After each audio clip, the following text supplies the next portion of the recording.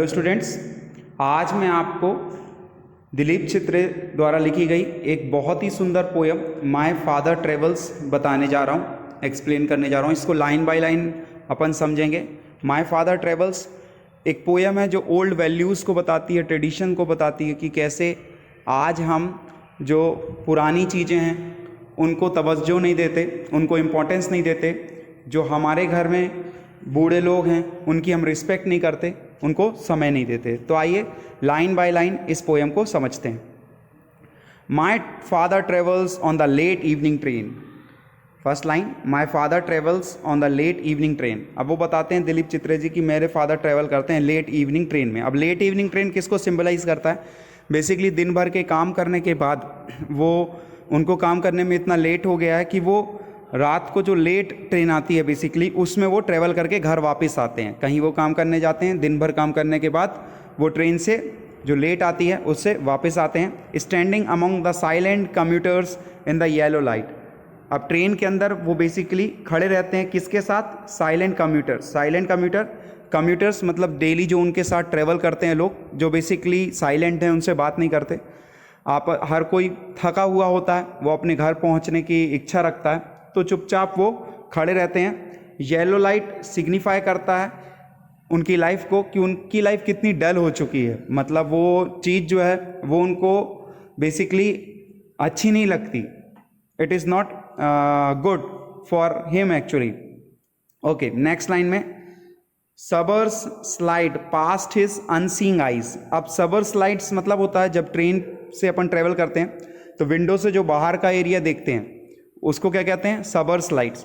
तो बेसिकली जो फादर है वो डेली ट्रेवल करते हैं तो बाहर की तरफ विंडो से वो नहीं देखते, क्योंकि वो डेली सबर स्लाइड तो सेम रहेगा अगर सेम एड्रेस से वो आ रहे हैं तो वो बाहर की तरफ नहीं देखते। His shirts and pants are soggy. Soggy जैसे बारिश के मौसम में कपड़े गीले हो जाते हैं, सोगी यानी वेट होता है, वेट एंड सॉफ्ट। तो उनके कपड़े कैसे हो चुके हैं? गीले हो चुके हैं। एंड ब्लैक रेन कोट, यहाँ पर जो ब्लैक रेन कोट है बेसिकली वो सिंबलाइज करता है उनके जीवन को। उनका जीवन कैसा है? कलरलेस है, कोई कलर नहीं है उनके जीवन में। Next, stained with mud. Stained यानी सना हुआ पूरी तरह, तो उनके कपड़े कीचड़ से सने हुए हैं। His bag stuffed with books is falling अपार्ट्स। उनके बैग में काफ़ी सारी बुक्स हैं जो इधर उधर बिखरी हुई हैं। ये सिंबलाइज करता है कि वो एक पढ़े लिखे व्यक्ति हैं, और जो एक पढ़ा लिखा व्यक्ति है उसको ये चीज़ मतलब इतना काम करना उसके बाद उसकी वैल्यू ना होना ये शोभा नहीं देता। His eyes dimmed with age fade homeward through the humid monsoon night. Basically ये लाइन शो करती है उनकी एज को। आई डिम्ड, हम जब एक एज हो जाती है कि इंसान की तो उसकी रोशनी कम हो जाती है, तो बेसिकली यहाँ पर ये सिंबलाइज करता है कि वो घर वापस जा रहे हैं और वो काफ़ी बूढ़े हो चुके हैं। Now I can see him getting off the train like a word drop from a long sentence। बहुत ही अच्छी लाइन ये बताती है कि यहाँ पर जो दिलीप चित्रे जी अपने फादर को वो ट्रेन से उतरते हुए देखते हैं, वो देखते हैं कि वो ट्रेन से उतरते हैं जैसे कि एक वर्ड लॉन्ग सेंटेंस से गिर गया हो। कहने का मतलब बहुत सारे लोगों के साथ सफ़र कर रहे थे, वो एक लॉन्ग सेंटेंस थे, और जब वो उतरे तो वो एक सिंगल वर्ड थे। तो वो सबसे जब बिछड़े, उस ट्रेन में जितने लोग थे उनसे वो चढ़ के वो नीचे उतरे, तो उन्होंने एक सेंटेंस बोला यहाँ पर, like a word drop from a long sentence. Now next line की तरफ चलते हैं, नेक्स्ट स्टेंजा की तरफ। He hurries across the length of a grey platform. Hurries यानी तेज दौड़ के चलना। अब ग्रे प्लेटफॉर्म मतलब वही प्लेटफॉर्म है, डेली उसी प्लेटफॉर्म में वो आते हैं और जाते हैं, तो उनके लिए ग्रे प्लेटफॉर्म है। तो वो जल्दी से अपने प्लेटफॉर्म को क्रॉस करते हैं।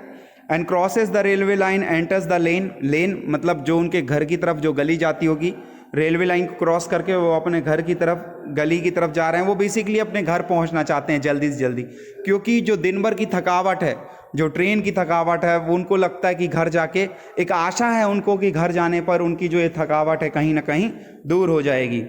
His chappals are sticky. Sticky यानी चिपक चुकी हैं किससे? मड से, कीचड़ से। बट ही हरीज ऑनवर्ड मतलब उनकी चप्पल सन चुकी हैं कीचड़ से। जब एक इंसान की चप्पल में कीचड़ लग जाता है तो वो तेज नहीं चल पाता, लेकिन फिर भी वो अपने घर की तरफ तेजी से जा रहे हैं। Home again I see. Home again I see him drinking weak tea यानी कमज़ोर चाय मतलब ठंडी चाय। ईटिंग अ स्टेल चपाटी यानी बासी रोटी। तो जब वो घर पहुंचते हैं, ये लाइन सिंबलाइज करती है कि घर पहुंचने पर उनकी कोई केयर नहीं करता, किसी को कोई परवाह नहीं है उनकी, और वो जब घर आते हैं तो उनको जो ठंडी चाय है वो मिलती है, और जो दिन की बासी रोटी होगी बेसिकली वो खाते हैं और अपनी बुक पढ़ने लग जाते हैं। यहाँ पर ये लाइन बताती है कि उनकी केयर नहीं होती घर में बेसिकली। यहाँ पर ओल्ड वैल्यूज़ की बात है कि लोग जो अपने पेरेंट्स हैं उनकी केयर नहीं करते, ये नहीं देखते कि वो एक सिंगल अर्नर हैं, अपनी फैमिली के लिए कमाने वाले हैं, फिर भी उनकी रिस्पेक्ट नहीं की जाती। He goes into the toilet to contemplate, यहाँ पर टॉयलेट वर्ड का यूज़ किया गया है। वो टॉयलेट जाते हैं कंटम्पलेट करने के लिए। कहने का मतलब यहाँ पर टॉयलेट एक ऐसा स्थान है जहाँ पर लोनलीनेस है, इंसान अकेले जाता है।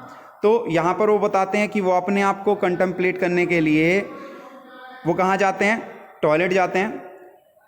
Men's stagnants from the man made world, वो ये सोचने के लिए, कंटम्पलेट करना है डीप थिंकिंग, वो ये सोचने के लिए क्या सोचते हैं वो, मैंस स्टैग्नेंट्स मतलब स्टैग्नेंट मतलब इंसान का अलग होना। ये मैन मेड वर्ल्ड में एक इंसान दूसरे इंसान से अलग है, पहले ऐसा नहीं था, लेकिन आज एक इंसान दूसरे इंसान से क्या हो चुका है, अलग हो चुका है। Coming out he trembles at the sink, जब वो टॉयलेट से वापस आते हैं तो सिंक पे ट्रेम्बल करते हैं, ट्रेम्बल करने में कांप जाते हैं, लड़खड़ा जाते हैं। ये लाइन शो करती है उनके वीकनेस की, कि आज वो कितने कमज़ोर हो चुके हैं, उनको कितनी ज़रूरत है अपनी फैमिली की।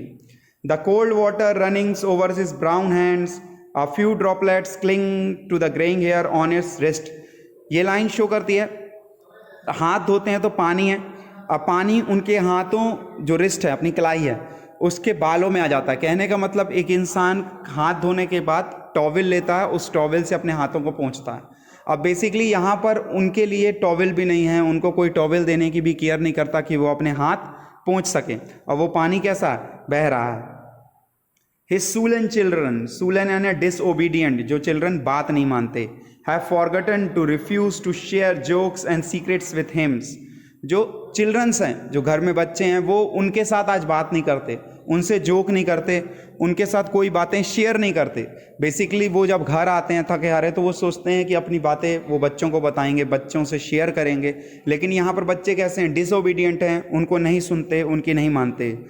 अब ये सब होने के बाद he will now go to sleep, वो सोने चले जाते हैं।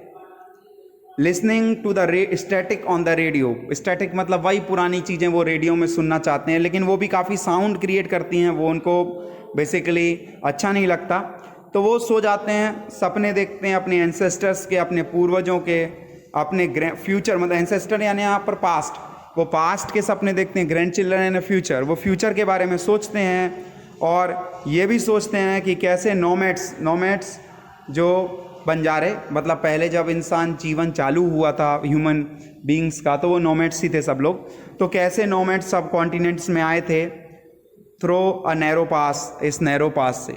सो स्टूडेंट्स, ये थी आपकी पोएम। ये पोएम हमें सिखाती है कि कैसे हमारे घरों में जो हमारे पेरेंट्स हैं उनकी हमें रिस्पेक्ट करनी चाहिए, केयर करनी चाहिए, क्योंकि कहीं ना कहीं जब वो दिन भर काम करके वापस आते हैं तो वो हमसे एक होप है, उनको एक आशा है कि उनकी रिस्पेक्ट की जाएगी, उनकी केयर की जाएगी, और जब उनकी रिस्पेक्ट और केयर नहीं की जाती तो उनको बहुत दुख लगता है। Thank you very much. उम्मीद करता हूँ आपको ये पोएम समझ आई होगी।